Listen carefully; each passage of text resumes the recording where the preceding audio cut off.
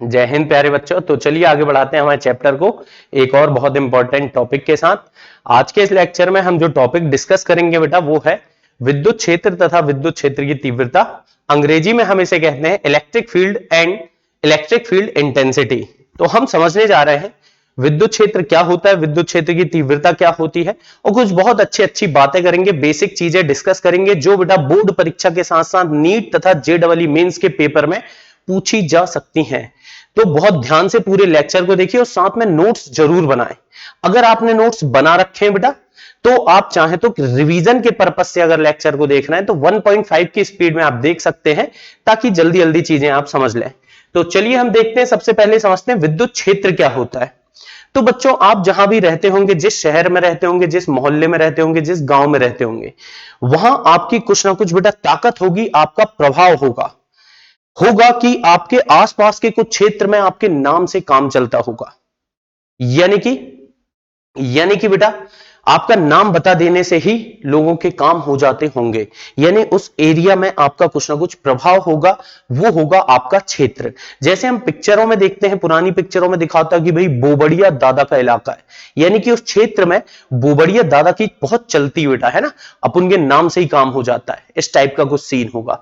तो जैसे आपके आसपास का जो क्षेत्र है जहां पर हम आपके प्रभाव को महसूस कर सकते हैं, जहां पर आपका नाम बताने से ही हमारा काम हो सकता है, वो आपका क्षेत्र कहलाएगा। इसी तरह से बच्चों अगर कोई आवेश रखा हुआ है तो उसके आसपास का कुछ क्षेत्र होगा, कुछ स्थान होगा, कुछ इलाका होगा जहां तक हम उसके प्रभाव को महसूस कर सकते हैं, वही क्या कहलाएगा, उसका विद्युत क्षेत्र। अब बेटा देखो, जैसे मान के चलो मुझे आपका क्षेत्र पता लगाना है कि आपका प्रभाव कितना है, तो क्या करूंगा मैं आपके गांव में जाऊंगा या आपके मोहल्ले में जाऊंगा और बेटा कोई छोटा मोटा काम करने के लिए आपका नाम बताऊंगा कि भाई साहब मुझे इन्होंने भेजा है। अगर मेरा काम हो जाता है मैं समझ जाऊंगा कि आपका प्रभाव है वहां पर और वो आपका क्षेत्र है। अगर बेटा मेरा काम आपका नाम बताने से नहीं हो पाता है, मतलब मैं बोलूंगा कि वो आपका क्षेत्र नहीं है, वहां पर आपका प्रभाव नहीं है। तो इसी तरह से बेटा जैसे कोई आवेश है, अब मुझे आवेश का क्षेत्र पता लगाना है कि भैया कितने क्षेत्र में इसका दबदबा है। जैसे बच्चों मान के चलो मेरे पास कोई एक ये बिंदु आवेश है कैपिटल क्यू। जरूरी नहीं मैं एक बिंदु आवेश लूं, आवेशों का समुदाय भी हम ले सकते हैं। तो ये फिलहाल बिंदु आवेश है। तो हुआ क्या, मैंने बेटा मैंने देखा कि एक अन्य आवेश, छोटा मोटा कोई दूसरा आवेश मैंने स्मॉल क्यू लेकर के आया। अगर अगर ये कैपिटल क्यू आवेश इस स्मॉल क्यू आवेश को यहां रखने पर प्रतिकर्षित करने लग जाए, क्योंकि ये भी धन है ये भी धन है तो पक्की बात है प्रतिकर्षित करेगा। अगर ये इसको धक्का देना शुरू कर दे, इसको बेटा प्रतिकर्षित करने लग जाए, तो हम बोलेंगे कि भाई यहां ये इसके विद्युत क्षेत्र में है। ठीक है, ये इसके विद्युत क्षेत्र में है। अगर किसी आवेश के आसपास किसी अन्य आवेश को रखने पर दूसरे आवेश में कुछ ना कुछ आकर्षण या प्रतिकर्षण बल कार्य करने लगे, यानी कि बच्चों स्थिर वैद्युत बल कार्य करने लगे, तो हम बोलेंगे कि ये जो दूसरा आवेश हमने रखा है ये इसके विद्युत क्षेत्र के किसी बिंदु पर ही रखा है। लेकिन वहीं अगर मैं इस स्मॉल क्यू आवेश को इतनी दूर ला करके रखूं तो क्या ये आवेश इस दूरी पर भी इसको प्रतिकर्षित करेगा? हमें नहीं पता सर, कर भी सकता और नहीं भी कर सकता। अगर ये आवेश इस दूसरे आवेश को प्रतिकर्षित करने लगेगा तो हम बोलेंगे कि ये अभी भी इसके विद्युत क्षेत्र के किसी ना किसी बिंदु पर है, यानी कि ये अभी इसके इलाके पर है, इसके विद्युत क्षेत्र पर है। लेकिन बेटा लेकिन अगर मैंने इस आवेश से कुछ दूरी पर इस दूसरे आवेश को रखा और इस पर कोई प्रतिकर्षण बल नहीं लग रहा है, तो हम बोलेंगे सर कि ये इसके विद्युत क्षेत्र में अभी नहीं है। फिर हम इसको थोड़ा पास लाएंगे, लाते जाएंगे और जिस दूरी पर आने पर प्रतिकर्षण महसूस होने लगेगा तो हम बोलेंगे कि ये इसके विद्युत क्षेत्र में है। तो कुल मिलाकर के बेटा विद्युत क्षेत्र की परिभाषा क्या बनेगी, जैसे मान के चलो ये एक आवेश है और इसके आसपास का कुछ क्षेत्र है जहां तक इसके विद्युतीय प्रभाव को हम महसूस कर सकते हैं। इस क्षेत्र को, इस इलाके को, इस स्थान को क्या बोलेंगे बेटा हम? विद्युत क्षेत्र। तो अगर मैं विद्युत क्षेत्र की परिभाषा लिखना चाहता हूं, बड़े आसानी से लिख सकता हूं बेटा कि किसी आवेश, एक बिंदु आवेश भी हो सकता है बेटा, या आवेशों का समुदाय भी हो सकता है, यानी कि बहुत बड़ा आवेश, यानी कि बहुत सारे आवेश एक जगह में रखे हुए हैं, तो आवेशों के समुदाय, समुदाय के आसपास का वह क्षेत्र, आसपास का वह क्षेत्र जहां तक आवेश के विद्युतीय प्रभाव को महसूस किया जा सकता है, विद्युतीय प्रभाव को क्या कर सकते हैं बच्चों, हम महसूस किया जा सकता है, किया जा सकता है,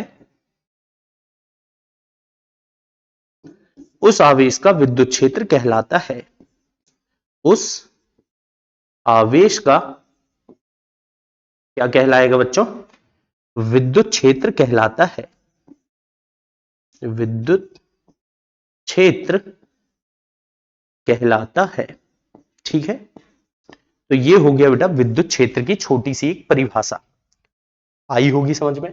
यानी कि किसी भी आवेश के आसपास का वो क्षेत्र जहां तक हम उसके विद्युतीय प्रभाव को महसूस कर पा रहे हैं, यानी कि जिस क्षेत्र पर किसी अन्य आवेश को रखने पर आकर्षण या प्रतिकर्षण बल महसूस किया जाता है, तो वही उसका क्या कहलाएगा बेटा, विद्युत क्षेत्र। देखो इस बात को थोड़ा सा आप फील करो कि अगर मैं किसी अन्य आवेश को इसके विद्युत क्षेत्र के किसी बिंदु पर लाके रखूं, तो ये बराबर बेटा, क्योंकि ये इसके विद्युत क्षेत्र में तो प्रतिकर्षण महसूस करेगा, धक्का महसूस करेगा, लेकिन बेटा इस दूसरे आवेश को अगर मैं इसके विद्युत क्षेत्र के बाहर लाऊं तो प्रतिकर्षण नहीं होगा, किसी तरह का कोई धक्का यहां पर महसूस नहीं होगा।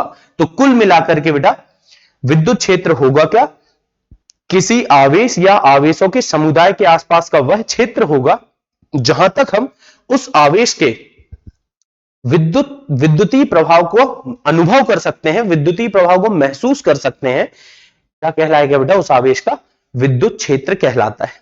ठीक है, अब मान लो एक छोटा सा चिन्ना सा नन्ना सा मुन्ना सा आवेश रखा हुआ है बेटा, उसके चारों तरफ का क्षेत्र होगा जहां पर हम उसके विद्युतीय गुण को महसूस कर पाएंगे।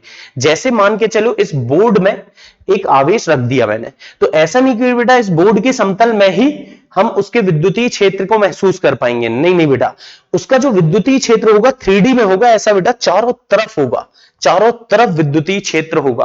कहने का मतलब क्या है कि किसी भी आवेश का जो विद्युतीय क्षेत्र होता है बच्चों, पहली बात तो ये 3D में होता है, त्रिविम में होता है और चारों तरफ महसूस किया जा सकता है, यानी कि बेटा ये त्रिज्यीय होता है। कहने का मतलब ये हुआ कि ये कुछ मान लो बेटा ऐसा एक गोला जैसा कुछ बनाएगा, है ना, गोलाकार होगा। जैसे मान लो ये एक आवेश है, तो इसके विद्युत क्षेत्र को हम ऐसे बेटा चारों तरफ महसूस कर पाएंगे, चारों तरफ त्रिज्यीय रूप में महसूस कर पाएंगे। तो इसीलिए ये बात ध्यान रखने की होगी कि किसी भी आवेश का विद्युत क्षेत्र हमेशा त्रिज्यीय होता है, मतलब त्रिज्या के रूप में होता है, मतलब बेटा कुल मिलाके वो एक गोला बनाता है, उसका जो विद्युत क्षेत्र होता है गोलाकार होता है। तो ये बात भी ध्यान रखें आप, किसी आवेश का कौन सा क्षेत्र बेटा, विद्युत क्षेत्र, विद्युत क्षेत्र सदैव त्रिज्यीय होता है। ठीक है ना, तो ये छोटी सी बात है, बस आपको पता होनी चाहिए, ऐसी कोई बेटा बहुत इंपॉर्टेंट बात नहीं की हमने अभी। हाँ, अब विद्युत क्षेत्र तो है बेटा, एक आवेश है उसके आसपास विद्युत क्षेत्र है, लेकिन विद्युत क्षेत्र क्या सब जगह बराबर होगा या सब जगह विद्युत क्षेत्र अलग अलग होगा।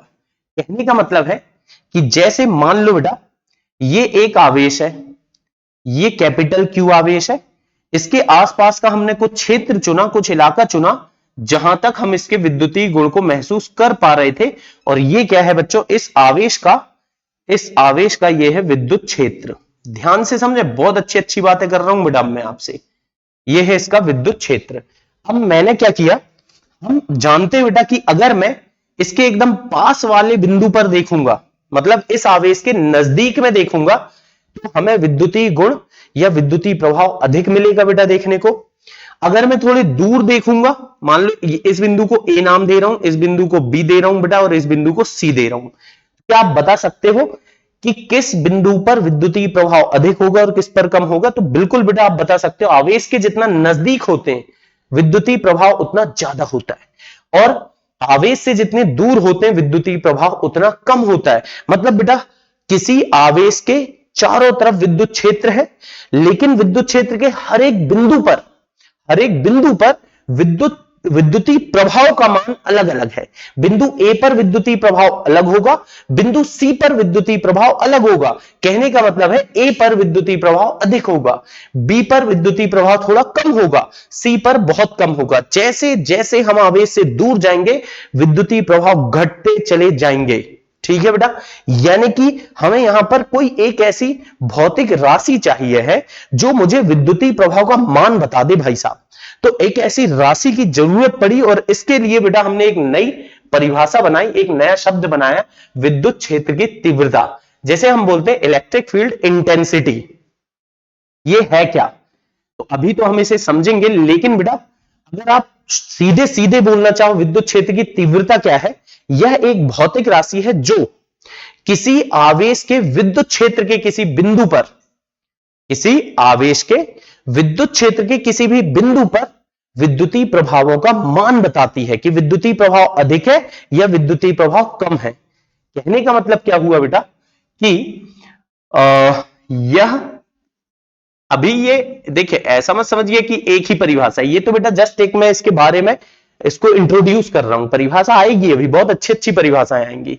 यह एक भौतिक राशि है, भौतिक राशि है जो किसी आवेश के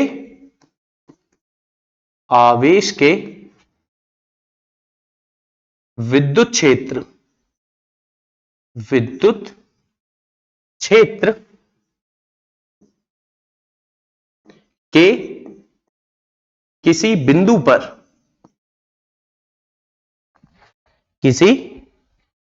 पर क्या बताता है बेटा? विद्युतीय प्रभावों का मान बताते हैं, विद्युतीय प्रभाव का मान बताती है। ठीक है बेटा, यानी कि विद्युत क्षेत्र की तीव्रता से क्या तात्पर्य है? देखो एक आवेश रखा है, आसपास का क्षेत्र है उसका विद्युत क्षेत्र। अब आसपास के क्षेत्र के किसी भी बिंदु में विद्युतीय प्रभाव कितना है? विद्युतीय प्रभाव ज्यादा भी हो सकता है बेटा, विद्युतीय प्रभाव कम भी हो सकता है। अब सर कैसे चेक करूं कि विद्युतीय प्रभाव ज्यादा है या कम है? चल बेटा इधर आ। अब मान के चलो बेटा आपका कोई दोस्त है, ठीक है, उसने बोला कि भाई मेरे गांव में मेरी बहुत चलती है, मेरे नाम से काम होता है, लोग मेरे नाम से कांपते हैं, अपुन जहां निकल जाता है वहां पर लोग बिल्कुल हाथ जोड़ के खड़े हो जाते हैं, ऐसा उस दोस्त ने बोला। अब भैया आपको सुनने में तो लगा यार इसका जो प्रभाव है बहुत तगड़ा है, फिर बेटा ऐसे में क्या करना चाहिए? क्या उसकी बात मान लेना चाहिए? बिल्कुल नहीं। किसी दिन आपको मौका मिले तो उसकी बेटा परीक्षा ले लेनी चाहिए, उसका टेस्ट ले लेना चाहिए। कैसे ले सर परीक्षा? आप जाओ उसके गांव और उसके इलाके में, उसके क्षेत्र में जाकर के कोई बेटा छोटा मोटा काम आप करवाओ, उसका नाम बताओ। जैसे आप एक किराना की दुकान में चल जाओ और मात्र 5-10 रुपए का कोई सामान आपने खरीदे, बोल दिए कि भैया मेरे पास अभी पैसे नहीं है, हाँ लेकिन मैं उस इंसान का दोस्त हूं, वो पैसे आपको दे देगा। अगर उसका नाम बताने से आपका काम हो गया तब मान लो कि बेटा हाँ उसकी सही में अपने इलाके में बहुत चलती है। लेकिन पता चल रहा है आपको बोला दुकान वाले ने कि नहीं भैया उसके नाम से तो आपको सामान मिलेगा ही नहीं, और इवन उसने आपको पकड़ के बिठा लिया, बोला कि अरे अब तुम उसको फोन लगाओ और यहां बुलाओ ताकि हम उससे पुरानी उधारी वसूल कर सकें। तो ऐसे में बेटा हम क्या बोलेंगे कि भैया उसका प्रभाव तो बहुत खराब है, वो फेंक रहा था, झूठ झूठ बोल रहा था। तो होता क्या है, जैसे हम किसी भी इंसान के क्षेत्र की तीव्रता पता लगाने के लिए कि उसका कितना दबदबा है अपने इलाके में, पता लगाने के लिए उसकी परीक्षा ले रहे हैं। वैसे ही बेटा एक आवेश है मेरे पास, एक कोई भी आवेश है, उसका भी दबदबा मुझे पता लगाना, उसके क्षेत्र की ताकत पता लगानी है कि उसकी कितनी चलती है, उसका कितना ज्यादा प्रभाव है, ये पता लगाना है। तो क्यों ना मैं उसकी परीक्षा ले लूं। तो लेंगे बेटा परीक्षा, कैसे लेंगे चलिए देखते हैं। मान लो बेटा ये मेरे पास है एक आवेशों का समुदाय। आवेश बेटा चाहूं तो मैं एक बिंदु आवेश भी बना सकता हूं, और चाहूं तो ये मैंने बना लिया फिलहाल आवेशों का समुदाय। आवेशों का समुदाय मतलब यहां पर बहुत बड़ा आवेश रखा हुआ है, ये बेटा बहुत सारे आवेश रखे हुए हैं ना। तो आवेशों का ये हमने एक समुदाय लिया बेटा, और यहां पर बहुत बड़ा सा आवेश है कैपिटल क्यू। ठीक है, अब हमने इससे आर दूरी पर इसकी परीक्षा लेना था। ये बड़ी बड़ी फेंक रहा था बेटा, इसका कुछ ना कुछ आसपास विद्युतीय क्षेत्र था, बहुत सारा क्षेत्र था जहां तक इसकी चल रही थी, और ये बड़ी बड़ी बता रहा था कि मेरे क्षेत्र में आओगे तो ऐसा होगा, पैसा होगा, फलाना होगा, ढिमका होगा। तो हमने क्या किया, इसकी परीक्षा ले ली। कैसे लेंगे बेटा परीक्षा, हमने एक छोटा सा नन्ना मुन्ना सा आवेश लाके इसके विद्युत क्षेत्र में रख दिया। ये जो नन्ना मुन्ना सा छोटा सा आवेश है बेटा, इसको हमने इसके विद्युत क्षेत्र के किसी बिंदु पर रख दिया। जरूरी नहीं कि इतनी दूर रखो, आप पास लाके रख लो, कोई दिक्कत नहीं। इस नन्हे मुन्ने से आवेश को, जिसका उपयोग हम इसकी परीक्षा लेने में कर रहे हैं, इसके विद्युतीय प्रभाव को पता लगाने में कर रहे हैं, इसे बोलेंगे बच्चों परीक्षण आवेश। और जो आपका परीक्षण आवेश होगा बच्चों, हमेशा धनात्मक लिया जाएगा। लेने को हम ऋणात्मक भी ले सकते हैं बेटा, लेकिन क्योंकि एनसीईआरटी भी हमें कहती कि परीक्षण आवेश हमेशा धनात्मक लो, तो हम धनात्मक ही लेंगे बेटा। और ये हो गया हमारा धनात्मक परीक्षण आवेश। परीक्षण आवेश कह रहे हैं, इसका क्या तात्पर्य है कि बेटा हम क्या कर रहे हैं कि एक बहुत छोटा सा नन्ना मुन्ना सा आवेश ले रहे हैं, ताकि इसके विद्युतीय प्रभाव में कोई परिवर्तन ना आए।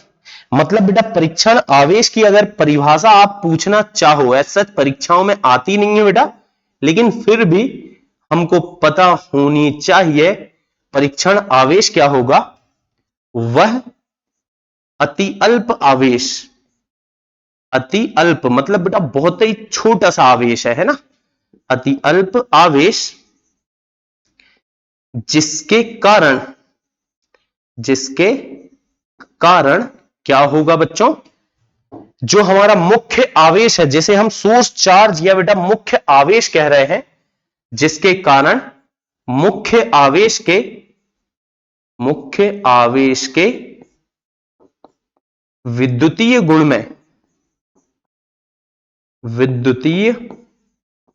गुण में कोई परिवर्तन नहीं आता है, कोई परिवर्तन नहीं होता है, उसे ही अपन क्या बोलेंगे बेटा परीक्षण आवेश। कुल मिला के सीधी सी बात है कि छोटा सा आवेश होना चाहिए, ज्यादा नहीं होना चाहिए। ठीक है बेटा, अब ये परीक्षण आवेश मैंने उठा के लाया, विद्युत क्षेत्र के किसी बिंदु पर रख दिया। अब आप बताइए होगा क्या, होगा ऐसा भाई साहब कि ये धनात्मक आवेश है, ये जो हमारा आवेशों का समुदाय हमने लिया धनात्मक आवेश, और इसके विद्युत क्षेत्र में जो परीक्षण आवेश लाया वो भी धनात्मक। और धन धन में क्या होता है बच्चों, प्रतिकर्षण। ये बात तो आप जानते ही हो। यानी कि ये जो हमारा मुख्य आवेश है, ये जो मुख्य आवेश है, ये इस परीक्षण आवेश को, नन्हे मुन्ने से आवेश को धक्का मारेगा बेटा, इस पर एक न एक बल लगाएगा। क्या लगाएगा बच्चों, इस पर एक प्रतिकर्षण बल यानी कि स्थिर वैद्युत बल। अगर ये जो बल लग रहा है बेटा, अगर ये बहुत ज्यादा रहा, यानी कि जो प्रतिकर्षण है बहुत तेज धक्का मारा, मतलब मैं समझ जाऊंगा कि इसका विद्युतीय प्रभाव बहुत प्रबल है, और फिर मैं बोलूंगा विद्युत क्षेत्र की तीव्रता बहुत प्रबल है। अगर इसने जो धक्का मारा बच्चों, वो हल्का सा बिल्कुल चिन्ना सा धक्का मारा है, तो मैं समझ जाऊंगा कि इसकी विद्युत क्षेत्र की तीव्रता बहुत कम है, यानी कि बेटा इसमें ज्यादा विद्युतीय प्रभाव नहीं है।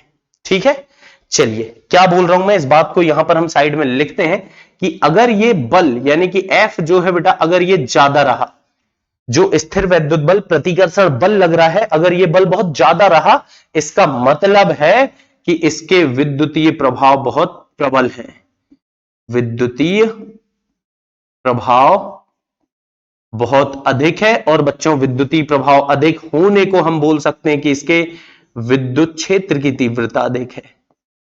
विद्युत क्षेत्र की जो तीव्रता है वो कैसी है बच्चों, अधिक है।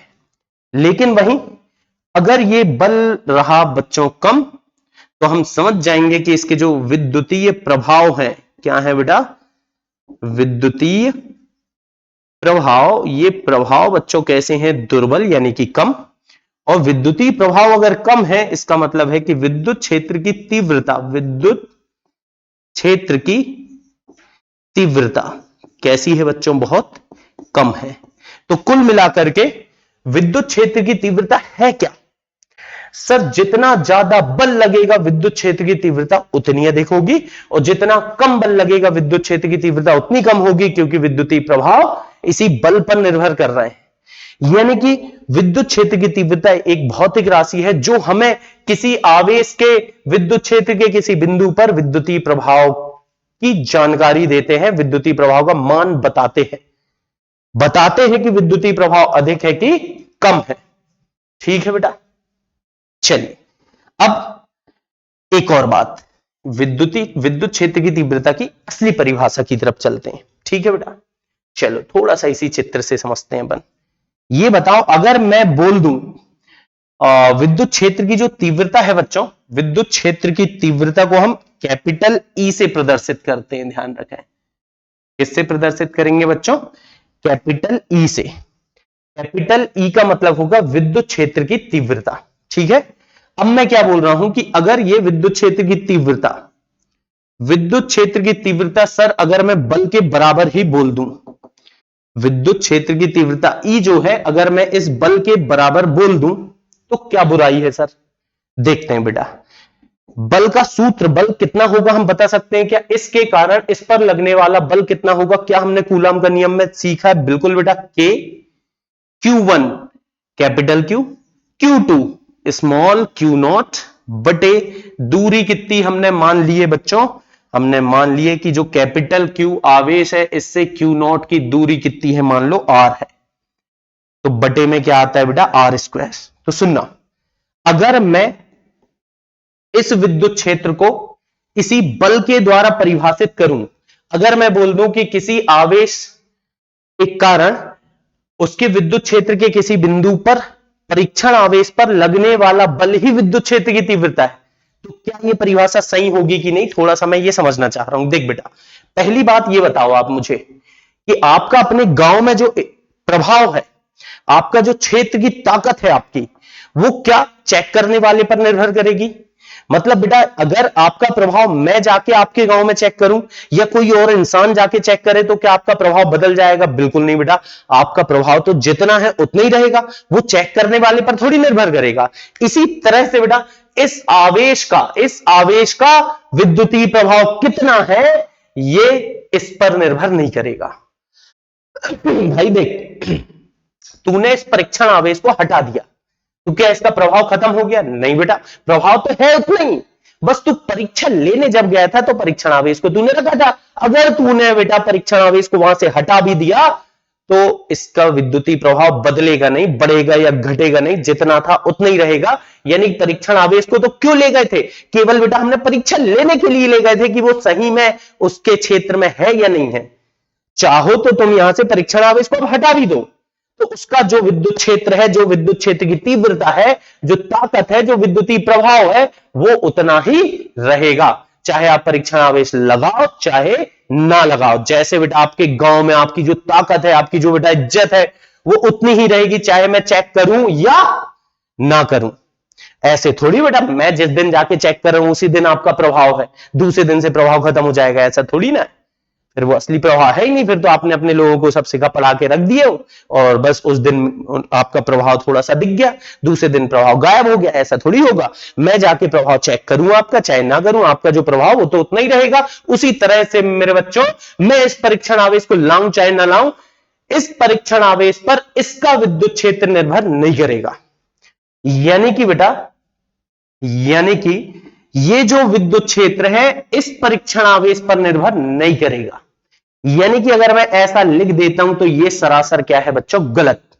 हां, एक काम हो सकता है, अगर मैं विद्युत क्षेत्र की तीव्रता को परिभाषित करना चाह रहा हूं, सूत्र लिखना चाह रहा हूं, तो फोर्स तो रहे, बल तो रहे बेटा, लेकिन ये क्यू नॉट हट जाए, ये क्यू नॉट की टर्म गायब हो जाए, मैं चाह रहा हूं। क्यों सर?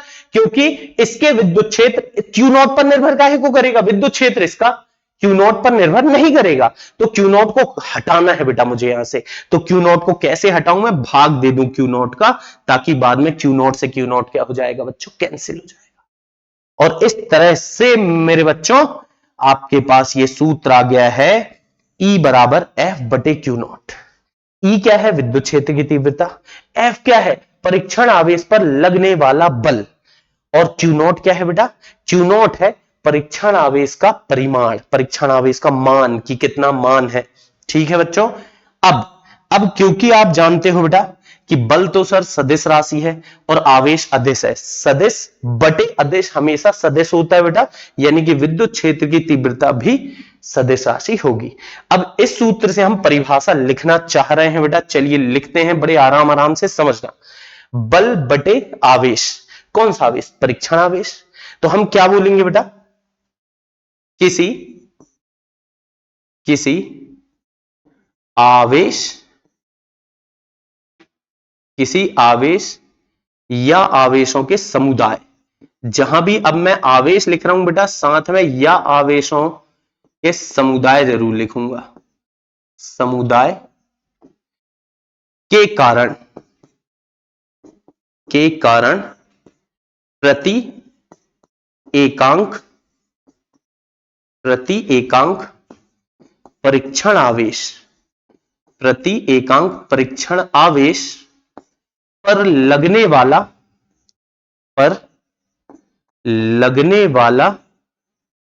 बल।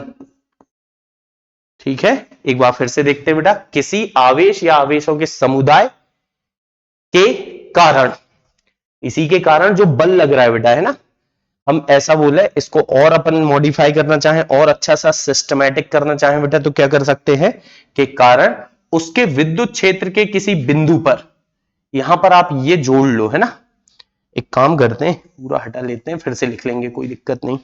क्या लिखें बेटा, के कारण उसके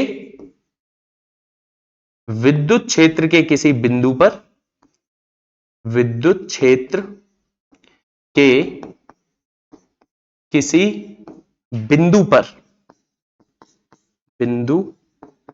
पर लगने पर प्रति एकांक लिख दो बेटा, या इकाई लिख दो, बात एक ही होगी, प्रति एकांक परीक्षण आवेश, प्रति एकांक परीक्षण आवेश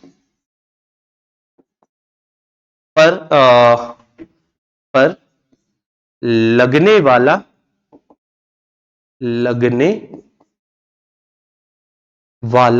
बल क्या कहलाता है बेटा, उस बिंदु पर विद्युत क्षेत्र की तीव्रता कहलाता है, विद्युत क्षेत्र की तीव्रता कहलाता है। तो ये तो हो गई मेरे बच्चों क्या परिभाषा। क्या इस परिभाषा से हम कुछ और बता सकते हैं?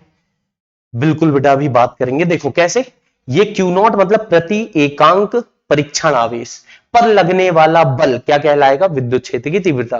प्रति एकांक परीक्षण आवेश पर लगने वाला बल ही विद्युत क्षेत्र की तीव्रता होता है।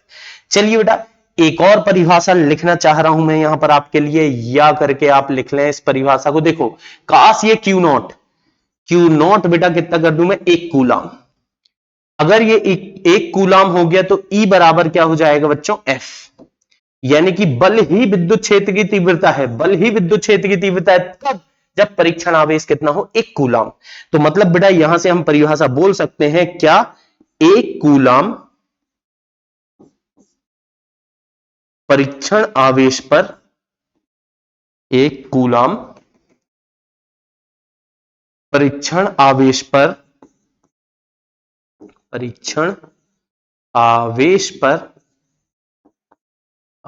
पर लगने वाला बल किसी अन्य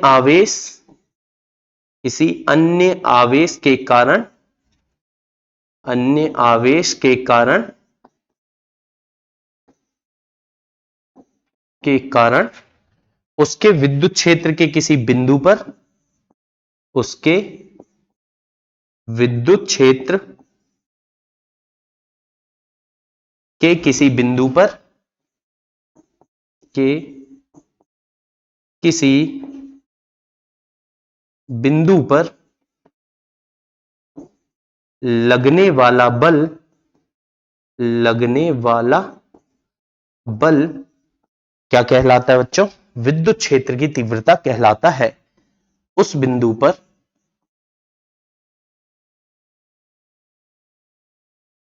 विद्युत क्षेत्र की तीव्रता कहलाता है। तो ये बहुत बढ़िया बात करे बेटा अपन ने। अब इसके बाद कुछ और बातें करेंगे, चलिए देखते हैं। एक बहुत अच्छी बात, कब तक हम बार बार बेटा इतना बड़ा नाम लिखें, विद्युत क्षेत्र की तीव्रता, विद्युत क्षेत्र की तीव्रता। तो हमने क्या किया, हमने मतलब बेटा एनसीईआरटी ने और जो विद्वान लोग हैं जो किताब वगैरह बनाते हैं उनने क्या किया, विद्युत क्षेत्र की तीव्रता को विद्युत क्षेत्र बोल दिया। यानी किसी भी सवाल में मुझे विद्युत क्षेत्र निकालना है, मतलब क्या निकालना होगा? विद्युत क्षेत्र की तीव्रता। तो आज से बेटा हम बोलेंगे कि विद्युत क्षेत्र की तीव्रता को, विद्युत क्षेत्र की तीव्रता को क्या कहते हैं बच्चों? विद्युत क्षेत्र भी कहते हैं। विद्युत क्षेत्र भी कहते हैं। मतलब सवाल में कभी भी बोलेगा कि विद्युत क्षेत्र ज्ञात करो, तो समझ जाना विद्युत क्षेत्र की तीव्रता ही आपको निकालना है। अब बेटा विद्युत क्षेत्र की तीव्रता को हमने वेक्टर ई से प्रदर्शित किया, और कह सकते हैं कि विद्युत क्षेत्र की तीव्रता यानी वेक्टर ई एक सदिश राशि है। सदिश राशि है। अब सदिश है मतलब बेटा इसका पक्का क्या होगा कि इसकी कोई ना कोई दिशा होगी। अब दिशा कैसे बताते हैं, इधर देखो। इसकी दिशा बेटा इस बल की दिशा में, बल जिस दिशा में लगेगा वही विद्युत क्षेत्र की तीव्रता की दिशा होगी या विद्युत क्षेत्र की दिशा होगी। तो कहने का मतलब बेटा ये हुआ जैसे Q, अगर ये धन है, परीक्षण आवेश तो हमेशा धन होता है, तो धनात्मक परीक्षण आवेश पर बल जिस दिशा में लगेगा उसी दिशा में विद्युत क्षेत्र की तीव्रता होगी। मतलब बेटा अगर ये धन है तो इसके कारण ये दिशा हो गई विद्युत क्षेत्र की तीव्रता की, और अगर ये ऋण रहता तो बेटा बल इधर लगता और यही होती विद्युत क्षेत्र की तीव्रता की दिशा। कहने का मतलब मेरा यह है कि वेक्टर ई की दिशा मतलब विद्युत क्षेत्र की तीव्रता की दिशा आवेश के कारण, जिस आवेश का विद्युत क्षेत्र बताना है, विद्युत क्षेत्र की तीव्रता की दिशा बताना है, उस आवेश के कारण क्या बेटा, धनात्मक परीक्षण आवेश पर, धनात्मक परीक्षण आवेश पर लगने वाले बल की दिशा, लगने वाले बल की दिशा के अनुदिश होती है, के अनुदिश होती है। कहने का मतलब क्या हुआ बेटा कि धनात्मक परीक्षण आवेश पर बल जिस दिशा में लगेगा उसी दिशा में विद्युत क्षेत्र की तीव्रता होगी। या ऐसा भी हम समझ सकते हैं कि अगर धन आवेश है तो इसकी विद्युत क्षेत्र की तीव्रता बेटा ऐसी, सॉरी बेटा, विद्युत क्षेत्र, ये धन क्या करेगा, धनात्मक को प्रतिकर्षित करेगा और इसका विद्युत क्षेत्र की तीव्रता ऐसी बाहर की ओर होगी, बाहर की ओर होगी। ठीक है बच्चों, ये क्या करेगा, धनात्मक परीक्षण आवेश को प्रतिकर्षित करेगा और इस कारण से इसकी दिशा कैसी होगी, ऐसी बाहर की ओर। अगर बेटा ये ऋण आवेश है तो ये धनात्मक परीक्षण आवेश को आकर्षित करेगा, और आकर्षित करेगा तो बल की दिशा जो होगी वही बेटा विद्युत क्षेत्र की दिशा होगी, और विद्युत क्षेत्र ऐसा अंदर की ओर होगा, अंदर की ओर होगा। तो इसका मतलब ये निकलता है बेटा, इसका मतलब ये निकलता है कि धन आवेश के विद्युत क्षेत्र की दिशा या बेटा विद्युत क्षेत्र की तीव्रता की दिशा, विद्युत क्षेत्र की दिशा बोल रहा हूं, मतलब बेटा विद्युत क्षेत्र की तीव्रता की दिशा बोल रहा हूं, बात एक ही है कि दिशा अंदर की ओर, सॉरी बेटा बाहर की ओर, बाहर की ओर, समझ गए ना, बाहर की ओर कहने का मतलब है ये धन है तो इसकी तीव्रता बेटा ऐसी बाहर की तरफ होगी, क्योंकि ये प्रतिकर्षण लगा रहा है, बल बाहर की तरफ लगा रहा है, बाहर की ओर। और कैसी बेटा, त्रिज्यीय होती है, त्रिज्यीय होती है। जबकि अगर ऋण आवेश होता तो उसकी विद्युत क्षेत्र की दिशा कैसी होगी बेटा, ऋण आवेश के लिए विद्युत क्षेत्र की दिशा, विद्युत क्षेत्र की दिशा कहां होगी बच्चों, अंदर की ओर होगी, अंदर की ओर। और कैसी होगी मेरे बच्चों, त्रिज्यीय होगी, त्रिज्यीय होगी। तो ये बात ध्यान रखें आप, पता होना चाहिए बेटा, कभी भी एक धन आवेश लिया तो उसकी विद्युत क्षेत्र हमेशा बाहर की तरफ होगा बेटा, और जबकि अगर ऋण आवेश है तो अंदर की तरफ होगा। कौन, विद्युत क्षेत्र या विद्युत क्षेत्र की तीव्रता। ठीक है, चलिए अब इसकी इकाई देख लेते हैं अपन, है ना। इसकी क्या देखना चाह रहे हैं बेटा हम, इकाई। तो बताएंगे अपन बड़े आराम से, दो इकाइयां हैं बेटा। पहली बात तो देखो, E बराबर क्या है, हमने पढ़ा F बटे क्यू नॉट, F बटे क्यू नॉट। F की इकाई क्या है बेटा, F की इकाई तो सर न्यूटन है, और क्यू नॉट की क्या है, कूलाम। तो हम ये कह सकते हैं कि इसकी SI इकाई क्या होती है बच्चों, तो इसकी इकाई होती है न्यूटन, न्यूटन प्रति कूलाम। या बेटा एक और इकाई है, लेकिन वो मैं अभी नहीं बता सकता, आगे चल के आपको याद दिलाऊंगा जब हम बेटा कोई और टॉपिक पढ़ेंगे, वहां पर हम देखेंगे कि इसके इकाई होगी वोल्ट, क्या होगी बच्चों, वोल्ट प्रति मीटर, वोल्ट प्रति मीटर होती है। तो न्यूटन प्रति कूलाम भी कह सकते हैं, या बेटा वोल्ट प्रति मीटर भी कह सकते हैं। अब हमें निकालना होगा इसका क्या, विमीय सूत्र निकाल लेंगे बेटा, कोई बड़ी बड़ी बातें नहीं है, छोटी मोटी बातें, ये तो हम 11वीं में भी बहुत निकाल लिए है ना। तो विमीय सूत्र कैसे निकलेगा, पहले इसका सूत्र देखें। E बराबर क्या है बेटा, F बटे क्यू नॉट। F मतलब बेटा बल, बल का विमीय सूत्र आपको याद होगा M एल टी -2, MLT -2 बटे Q, Q मतलब बेटा आवेश, आवेश का होता है IT, या बच्चों हम AT भी लिखते हैं, IT भी चलता है, AT भी चलता है, दोनों लिख सकते हैं, है ना। तो अब देखो इस AT को ऊपर ले जाओगे तो ये हो जाएगा बेटा आपके पास MLT -3 A -1, या बच्चों इसे हम लिख सकते हैं MLT -3 I -1 भी लिख सकते हैं। तो ये हो गया बेटा इसका क्या, विमीय सूत्र। दिशा देख लिए, विमीय सूत्र देख लिए, इकाई देख लिए, इतनी बातें तो हमें पता होनी ही चाहिए। एक और बात, यदि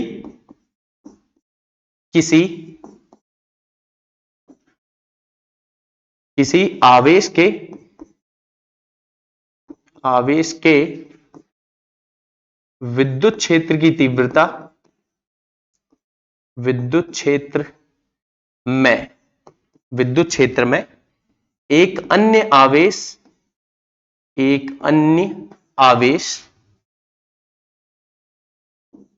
कितना रख दें बच्चों हम, Q रख दिया जाए, तो उस पर कितना बल लगेगा, ये बहुत काम पड़ेगा हमें हमारे न्यूमेरिकल्स में। उस पर लगने वाला बल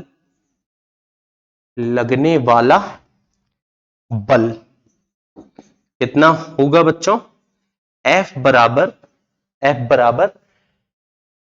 विद्युत क्षेत्र जो है वो इंटू क्यू, मतलब जो आवेश आपने रखे उस पर बल कितना लगेगा बच्चों, E into Q. E into Q कहां से आया, ये तो बेटा हमें पता ही है, पहले से हमने करे क्या, ई बराबर अब भी पढ़े हमने एफ बटे क्यू नॉट, एफ बटे क्यू नॉट। तो यहां से बेटा एफ बराबर क्या होगा, क्यू नॉट इंटू ई। तो ध्यान रखें बेटा, यदि मैंने किसी आवेश को, क्यू आवेश को किसी अन्य आवेश के विद्युत क्षेत्र में रखा, विद्युत क्षेत्र के किसी बिंदु पर रखा, तो जो बल लगेगा E इंटू क्यू लगेगा, आवेश पर जो बल लगेगा उसमें कितना लगेगा बेटा, E इंटू क्यू। चलिए एक और अच्छी बात मैं आपको बता देता हूं, फिर हम न्यूमेरिकल्स करते हैं कुछ। एक बढ़िया सी बात है बेटा मेरे दिमाग में आई है और आपको बहुत काम पड़ेगी आगे चल करके, वो ये है बच्चों कि अगर ये हो गया विद्युत क्षेत्र की तीव्रता, अगर एक आवेश है मान के चलो Q, ठीक है, Q से 4 बिंदु है A, दूसरा है B, तीसरा है C और चौथा है बेटा D। तो किस बिंदु पर विद्युत क्षेत्र की तीव्रता अधिक होगी, A पर, B पर, C पर या बच्चों D पर। तो हम बड़े आराम से बताएंगे कि सर आवेश के जितने नजदीक होंगे हम, तीव्रता उतनी ज्यादा होगी, जैसे जैसे दूर जाएंगे तो तीव्रता क्या होती चली जाएगी, घटती चली जाएगी। कहने का मतलब यह है बेटा कि किसी आवेश से दूर जाने पर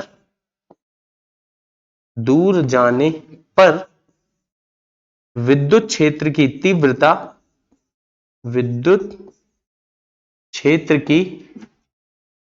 तीव्रता क्या होगी बेटा, क्रमशः घटती है।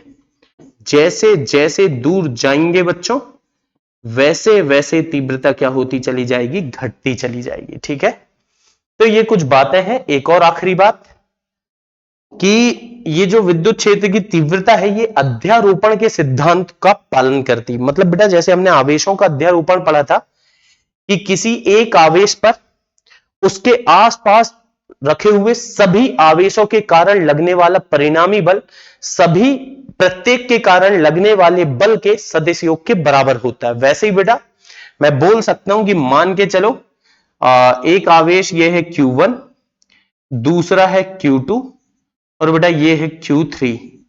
तो हम बोलेंगे कि इसके कारण इस पर विद्युत क्षेत्र इस तरफ होगा बेटा, कितना होगा, E2 मान लिए हमने। इसके कारण इधर होगा, कितना होगा, E3 मान लिए। तो जो E होगा ये कितना होगा बेटा, E2 प्लस E3 के बराबर, E2 प्लस E3 के बराबर। ठीक है, जैसे मान लो Q2 है, Q2 के कारण E2 किस तरफ होगा बेटा, बाहर की तरफ, और Q3 के कारण E3 होगा बाहर की तरफ। ये हो गया E3, ये हो गया बेटा E1। तो हम बोलेंगे वेक्टर E बराबर, मतलब नेट रिजल्ट किसके बराबर होगा बेटा, सभी जितने भी E है, जितने भी विद्युत क्षेत्र हैं उनके सदिश योगफल के बराबर। जैसे मान लो इस Q1 के कारण Q3 पर यहां लगा E1, विद्युत क्षेत्र की तीव्रता E1 है और इसके कारण बेटा यहां है E2। तो हम बोल सकते हैं E बराबर E1 प्लस E2। तो हम ये बात भी ध्यान रखेंगे बेटा क्या, कि विद्युत क्षेत्र की तीव्रता, विद्युत क्षेत्र या विद्युत क्षेत्र की तीव्रता दोनों में से कुछ भी लिख सकते हो बेटा, एक ही बात है, अध्यारोपण के सिद्धांत का पालन करती है। अध्यारोपण के सिद्धांत का पालन करती है। कहने का मतलब यह हुआ बेटा E बराबर जितने भी विद्युत क्षेत्र हैं सभी के योग के बराबर होगा, है ना। परिणामी विद्युतीय क्षेत्र की तीव्रता बराबर किसके होगा बेटा, प्रत्येक विद्युत क्षेत्र की तीव्रता के सदिश योग। ध्यान रखना बेटा, सीधे सीधे नहीं जोड़ते, सदिश योग होता है। तो ये हमने सारी बातें कर ली, विद्युत क्षेत्र क्या होता है, विद्युत क्षेत्र की तीव्रता क्या होती है। अब बच्चों कुछ अच्छे सवाल है मेरे पास आपके लिए, एक एक करके हम करते हैं। जैसे ये पहला सवाल है, देखिए विद्युत क्षेत्र के किसी बिंदु पर कितना आवेश रखा हुआ है बेटा, यहां Q0 हमें दिया है कि विद्युत क्षेत्र के किसी बिंदु पर 1.2 गुणित 10 की घात ऋण 6 कूलाम। देखो एक एक लाइन पढ़ो, उससे जो जो मिल रहा है वो लिखते चलो, ठीक है। इतना आवेश, इतने का परीक्षण आवेश लगा है और इतने बल का अनुभव कर रहा है। एफ कितना दिया है बेटा तुझे यहां पर? 14.4 न्यूटन का बल लग रहा है। बोल रहा है उस बिंदु पर विद्युत क्षेत्र की तीव्रता बताइए। बता देंगे बेटा, विद्युत क्षेत्र की तीव्रता ई बराबर क्या होता है? F upon Q not. ये तो बेटा बड़ा आसान सवाल हो गया। एफ कितना रख दूं मैं? 14.4 बटे क्यू नॉट कितना रख दूं बेटा मैं? 1.2 गुणित 10 की घात ऋण 6। तो ये हो जाएगा कितना? 10 की घात धन 6 में चली जाएगी, दशमलव दशमलव गया 12 सत्ते 12 सत्ते कितना होगा? 12 12 में 144 है ना, तो 12 आ जाएगा बेटा ये गुणित 10 की घात 12 गुणित 10 की घात 6, या इसी को मैं लिख सकता हूं 1.2 गुणित 10 की घात 7 न्यूटन प्रति कूलाम। इसकी एसआई इकाई बेटा न्यूटन प्रति कूलाम है ना। तो ये हो गया सवाल। क्या रखा था ये बेटा? गुणा भाग तो आपको आता ही है पहले से। चलिए फिर अगला सवाल। अगला सवाल बेटा कुछ अच्छा सा सवाल लग रहा है यार ये, है ना। ये छोटा सा चित्र वगैरह बना, क्या बोल रहा है? एक बूंद दो क्षैतिज प्लेटों के बीच, ये बेटा दो क्षैतिज प्लेट है, एक धन आवेश वाली एक ऋण आवेश वाली, उसमें एक बूंद बीच उत्पन्न विद्युत क्षेत्र में संतुलन अवस्था में लटकी हुई है। मतलब बेटा ये बूंद है पानी की और ये बराबर लटकी हुई है, मतलब कि ये विराम अवस्था में है। अब बेटा लटकी हुई है मतलब पक्की बात है जितना बल ऊपर से लग रहा है उतना नीचे से लग रहा है, तब तो वो लटकी हुई है ना। आगे बोल रहा है बूंद का द्रव्यमान। यहां पर बेटा आपको बूंद का द्रव्यमान दिया है, मतलब मेरे बच्चों आपको दिया है एम। कितना दिया है एम मुझे? 4.8 गुणित 10 की घात ऋण 10 ग्राम। केजी में कर लूं बेटा, काम पड़ेगा ही मुझे। 4 10 की घात ऋण 13 हो जाएगा, है ना केजी। 1000 से भाग दे दिया मैंने, 1 किलोग्राम में आ गया। आगे बोल रहा है बूंद पर आवेश कितना है बेटा? क्यू कितना दिया है मुझे? क्यू दिया है 2.4 गुणित 10 की घात ऋण 18 कूलाम। दोनों प्लेटों के बीच विद्युत क्षेत्र ज्ञात करो। मतलब बेटा ई बताना है मुझे, है ना।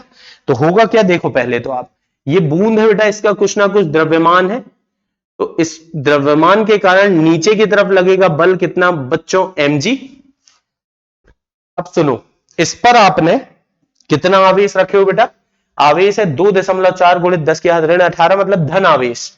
तो कहने का मतलब हुआ बेटा इस बिंदु पर आपने जो धन आवेश रखे हो, कौन सा आवेश रखे हैं बच्चों? देखेंगे थोड़ा अच्छे आराम से समझेंगे।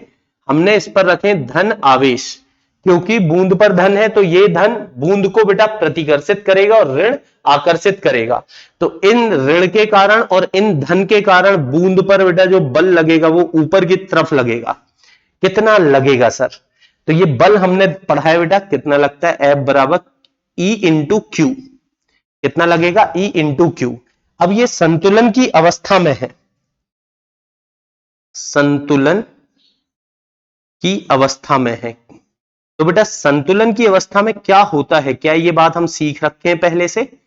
बिल्कुल बच्चों, संतुलन की अवस्था में जितना बल ऊपर लगेगा उतना ही बल नीचे लगेगा। ठीक है, मतलब हम बोलेंगे ऊपर वाला बल E इंटू क्यू बराबर होना चाहिए नीचे वाले बल mg के। E तो हमें बताना है सर, Q है क्या मेरे पास? बिल्कुल है बेटा। कितना है? 2.4 गुणित 10 की घात ऋण 18 बराबर mg। m कितना रख दूं मैं? 4.8 गुणित 10 की घात ऋण 13, और g बेटा वैसे तो 9.8 होता है लेकिन हम 10 लेके चल जाते हैं g का मान, है ना, न्यूमेरिकल में। तो E बराबर क्या हो जाएगा बच्चों? E बराबर देखिए ये 4.8 गुणित 10 की घात ऋण 13 और धन 1 है यहां पर घात, तो ऋण का 12 बचेगा बटे ये हो गया 2.4 गुणित 10 की घात ऋण 18। तो बेटा 2.4 से 2 बार कट गया ये, और ये हो गया 2 गुणित 10 की घात, देखो ऋण 18 ऊपर धन में जाएगा, धन का 18 ऋण का 12 6 बचेगा बेटा न्यूटन प्रति कूलाम। इस तरीके से देखो कितना आसान सवाल था, है ना, अच्छा सवाल था बेटा। चलिए अगले सवाल की तरफ चलते हैं फिर अपन। क्या बोल रहा है बेटा? भुजा ए वाले एक वर्ग के प्रत्येक कोने पर आवेश Q रखा हुआ है। ये साफ साफ बोल रहा है ये भुजा ए है बेटा, मतलब प्रत्येक भुजा की लंबाई कितनी है? ए है, और यहां पर हर एक कोने में आवेश Q रख दिया गया है। हर एक कोने में धनावेश कितना रखें बेटा? Q आवेश पड़ा हुआ है ऐसा हर एक किनारे में। तो अब क्या होगा सर? अब बेटा देखिए, ये भी धन, ये भी धन, ये भी धन, ये भी धन, सब एक दूसरे पर बल लगाएंगे, प्रतिकर्षित करेंगे। तो वर्ग के केंद्र पर विद्युत क्षेत्र बताइए। मतलब बेटा केंद्र पर विद्युत क्षेत्र कितना होगा मुझे ये बताना है। बता दूंगा बेटा, कोई बड़ी बात नहीं है। देखो इधर सबसे पहले ही समझो आप, इस Q के कारण, ए वाली Q के कारण इस पर विद्युत क्षेत्र होगा बाहर की तरफ बेटा, विद्युत क्षेत्र होगा इसके कारण इधर, ठीक है। जबकि बेटा यहां पर भी Q रखा हुआ है, इसके कारण विद्युत क्षेत्र होगा ऐसा बाहर की तरफ। समझ में आया? देखो फिर से, केंद्र है O, इसमें बेटा केंद्र में कोई आवेश रखा होगा तभी तो विद्युत क्षेत्र उस पर लगेगा, है ना। अपन ने कोई परीक्षण आवेश यहां रखे होंगे तो इस पर कुछ ना कुछ विद्युत क्षेत्र लग रहा होगा। इस Q के कारण यहां पर विद्युत क्षेत्र बाहर की तरफ, इस C के कारण बेटा ऐसा बाहर की तरफ।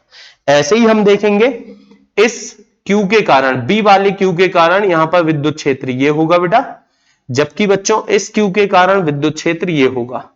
अब देखो, क्योंकि सभी आवेश बराबर दूरी पर रखे हुए हैं और बराबर दूरी पर होने के कारण ये जो विद्युत क्षेत्र है, ए के कारण जो विद्युत क्षेत्र था वो ये हो गया बेटा विद्युत क्षेत्र किसके कारण? सी के कारण। ये हो गया बी के कारण, और बच्चों ये हो गया किसके कारण? डी के कारण। और ये विपरीत दिशा में होने के कारण चारों कट जाएंगे और परिणामी विद्युत क्षेत्र कितना आएगा बच्चों? 0, यानी कि यह एक शून्य सदिश होगा।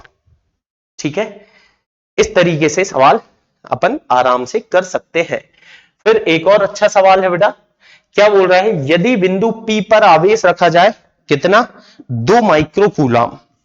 यहां पर बोल रहा है बेटा कि आपने इस बिंदु P पर एक आवेश उठा के रखे 2 माइक्रो कूलम का, ठीक है, और बल लग रहा है। बल बेटा सदिश रूप में दिया है, कितना बल लग रहा है? बल पक्की बात है बेटा इधर बाहर की तरफ लगेगा। F बराबर हमें दिया है कितना? 2 आई कैप धन, सॉरी बेटा ऋण है ना, ऋण 4 जे कैप और साथ में है धन 10 के कैप। और ये न्यूटन में इतना बल लग रहा है, मतलब ये सदिश रूप में दिया है, ठीक है। आवेशों के समुदाय के कारण विद्युत क्षेत्र की तीव्रता, मतलब बेटा विद्युत क्षेत्र की गणना करना है आपको, यानी विद्युत क्षेत्र की तीव्रता बताना है। तो बताएंगे बेटा, पहला सवाल तो यही है, इसी को करते हैं अपन। E बराबर क्या होता है? E बराबर होता है सर F बटे Q नॉट। F मतलब बल दिया है क्या बेटा? बिल्कुल दिया है, 2 आई कैप ऋण 4 जे कैप धन 10 के कैप। ये हो गया F बटे Q नॉट। कितना है बेटा आवेश? आवेश है सर 2 माइक्रो कूलम। क्या रख दूं मैं सीधे? नहीं नहीं सर, इसको तो SI में रखना पड़ेगा, 2 गुणित 10 की घात ऋण 6, तो ये कूलम में आएगा, ठीक है। अब देखो बेटा इधर ध्यान से देखना, इसको जब मैं बटे में लाऊंगा, मतलब 2 आई कैप बटे 2 गुणित 10 की घात ऋण 6, अलग अलग तोड़ रहा हूं, है ना, ऋण 4 जे कैप बटे 2 गुणित 10 की घात ऋण 6 धन 10 के कैप। कितना आएगा बेटा? 10 के कैप बटे 2 गुणित 10 की घात ऋण 6। ये आ गया। अब कैंसिल कर लेते हैं बेटा थोड़ा थोड़ा, ज्यादा नहीं।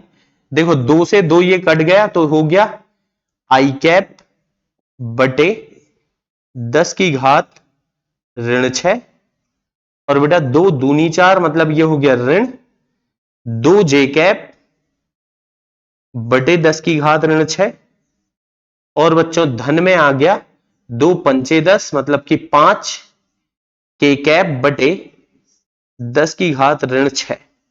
ठीक है, अब इसको मैं चाहूं तो ऐसे भी लिख सकता हूं बेटा, आई कैप ऋण 2 जे कैप। देखो अब इनमें से कोई भी रूप, आप सारे आंसर हो सकते हैं, अब आपको देखना होगा, अगर एमसीक्यू कर रहे हो तो ऑप्शन देख के आपको पहचान लेना है। इन सबके बटे में आ जाएगा कितना? 10 की घात ऋण 6। अब विद्युत क्षेत्र की तीव्रता है न्यूटन प्रति कूलम। देखो आंसर ये भी सही था, ये भी था, ये भी था। अब आपको जिस रूप में बेटा लिखना हो लिख सकते हो। आगे क्या बोल रहा है? चलो आगे भी तो पढ़े है ना, ज्ञात कर लिए।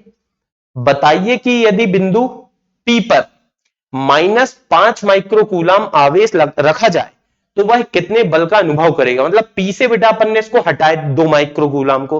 पहले आप ये बताओ कि जब मैंने ये 2 माइक्रो कूलम यहां से हटाया तो क्या विद्युत क्षेत्र परिवर्तित हो गया? बिल्कुल नहीं बेटा, विद्युत क्षेत्र की तीव्रता उतनी ही रहेगी। ये एक अच्छी बात है, नोट कर लें कि P से 2 माइक्रो कूलम आवेश को हटाने पर विद्युत क्षेत्र की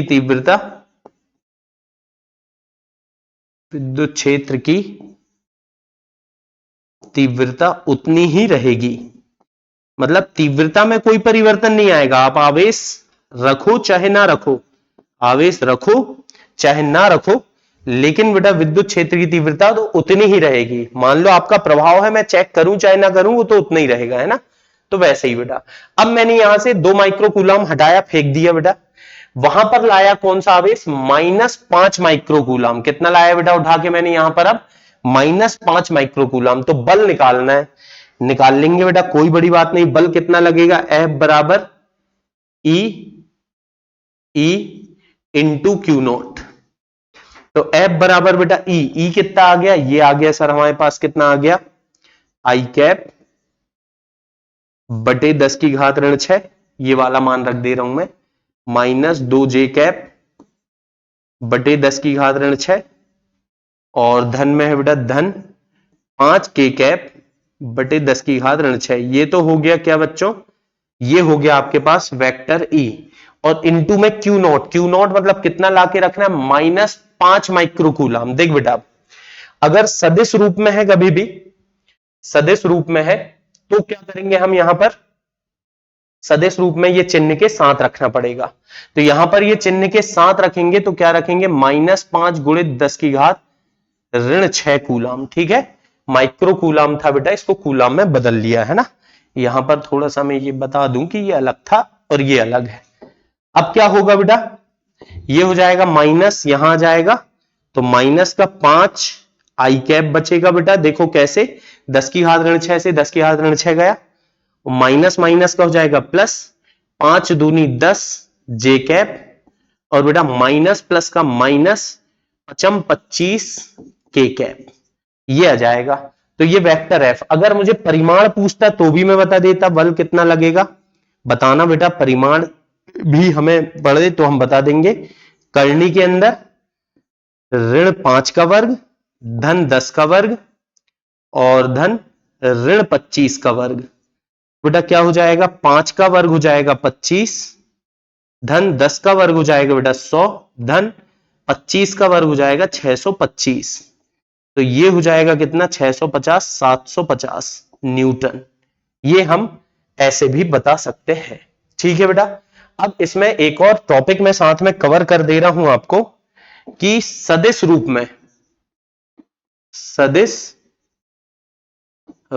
में विद्युत क्षेत्र की